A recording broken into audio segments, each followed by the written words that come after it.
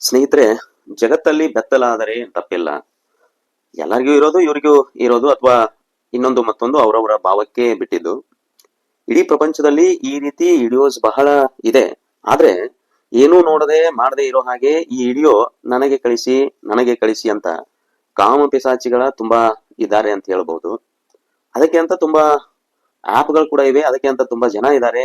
ಅಲ್ಲಿ ಸಾಯೋದ್ ಬಿಟ್ಟು ಒಂದು ಸಾಮಾಜಿಕ ಜಾಲತಾಣದಲ್ಲಿ ಈ ವಿಡಿಯೋಗಾಗಿ ಹುಚ್ಚು ಗಂಜಿ ನಾಯಿಗಳಂತೆ ಈ ಕಾಮಕರನ್ನ ನೋಡಿದ್ರೆ ಚಪ್ಪಲಿ ತಗೊಂಡು ಕಿತ್ತೋಗೋವರೆಗೂ ಹೊಡಿಬೇಕು ಅಂತೇಳಿ ಅನ್ಸುತ್ತೆ. ಮಾಡಬಾರ್ದು ತಪ್ಪೇನ್ ಮಾಡಿಲ್ಲ. ಎಲ್ಲ ಅಪ್ಪ ಅಮ್ಮಂದಿರು, ಅಕ್ಕ ತಂಗಿಯರು, ಅಣ್ಣ ತಮ್ಮಂದಿರು ಎಲ್ರೂ ಮಾಡಿದವ್ರು. ಅಷ್ಟೇ ಯಾಕೆ ನಮ್ಮ ನಿಮ್ಮ ಜನನ ಪ್ರಕ್ರಿಯೆ ಕೂಡ ಅದೇ ಅಲ್ವಾ? ಅದೇನೋ ಗ್ರಾಚಾರ ಗೊತ್ತಿಲ್ಲ. ಪಾಪ ಇವರಿಬ್ಬರು ಜೀವನನೇ ಕೊನೆ ಆಯ್ತು ಅಂತ ಹೇಳಿ ತಿಳಿದು ಬರ್ತಾ ಇರೋದು. ಜನಗಳಿಗೆ ಮೋಜು ಬೇಕು.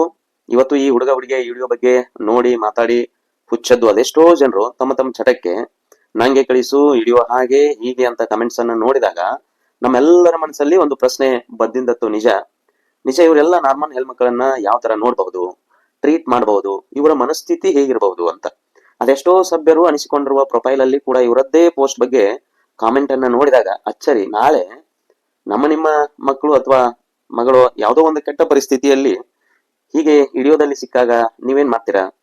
ತಪ್ಪು ಮಾಡೋದು ಸಹಜ. ಆದ್ರೆ ತಿದ್ದಿ ನಡೆಯೋಕೆ, ಬದುಕಿ ಬಾಳೋಕೆ ಈ ಸಮಾಜ ಬಿಡ್ಬೇಕಲ್ವಾ? ಈ ಕೆಟ್ಟ ಮನಸ್ಥಿತಿಯಿಂದ ಇವತ್ತು ಇವರಿಬ್ರು ಸತ್ತೋದ್ರು ಅಂತ ಹೇಳಿ ತಿಳಿದು ಬರ್ತಾ ಇದೆ.